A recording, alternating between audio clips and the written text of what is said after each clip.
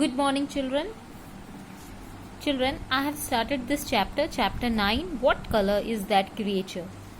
And we have completed this page also, and we have completed scene 1. Today I will start scene 2. Okay? And I hope you all remember the story of scene 1. Okay? So let's start scene 2.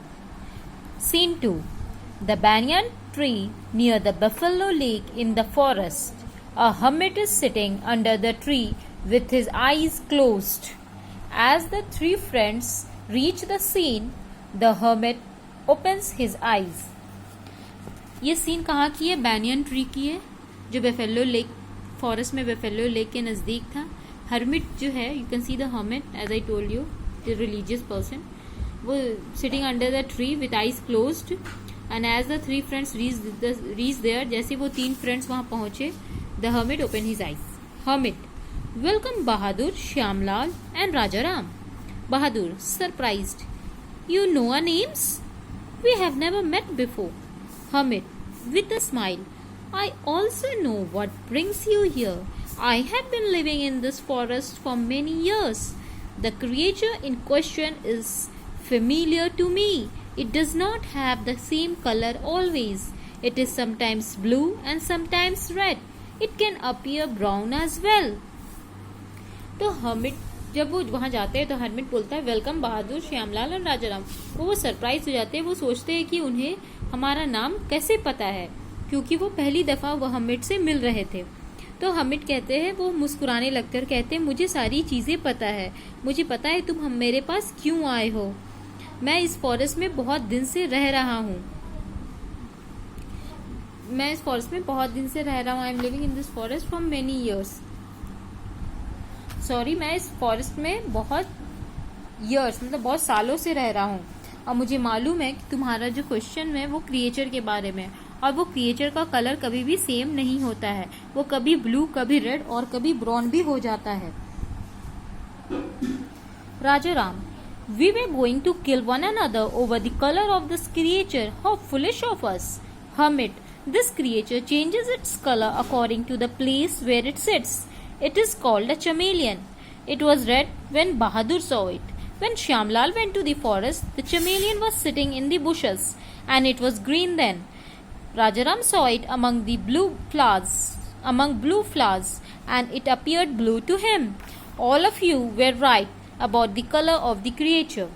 तो राजाराम उनकी बात सुन के कहता है कि हम एक दूसरे को मारने जा रहे थे क्रिएचर के कलर को लेकर के.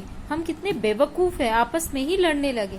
तो हर्मिट ये सुन के कहता है कि ये जो क्रिएचर है वो अपना कलर जहाँ पे बैठता है उसके हिसाब से वो चेंज करते जाता है.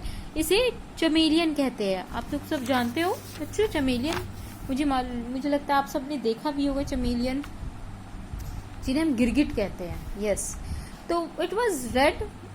जब बहादुर देखा तो वो रेड कलर का होगा, और जब श्यामलाल फॉरेस्ट गया तो चमेलियन बुशेस में बैठा था, तो झाड़ी में, तो वो ग्रीन दिख रहा था. जब राजाराम ने उसे ब्लू फ्लावर्स के बीच में देखा तो वो ब्लू दिखने लगा. तो तुम सब अपनी अपनी जगह राइट हो क्रिएचर की कलर को लेकर के. Shyamlal, sir, you are a wise man. We are sorry about a meaningless quarrel. Hermit, the debate about God is like your argument. Those who know God closely will have no doubt about his nature. You may have heard people say, what I am saying is right, others are wrong. My way is the only way and all others are misguided. These are the arguments of the foolish and ignorant. There are many different and correct points of view about truth. Thank you, sir. Bahadur, thank you, sir. You have taught us an important lesson. We shall share this with all our villagers. Rajaram, Shyamlal and Bahadur thank the hermit and return to the village.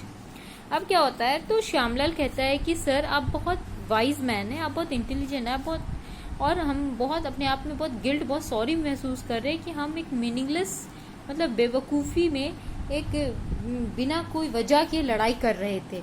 तो hermit कहता है, तुम लोग जिस तरीके से debate कर रहे हो, बहस कर रहे हो, ये आर्ग्यूमेंट जो हो रही है,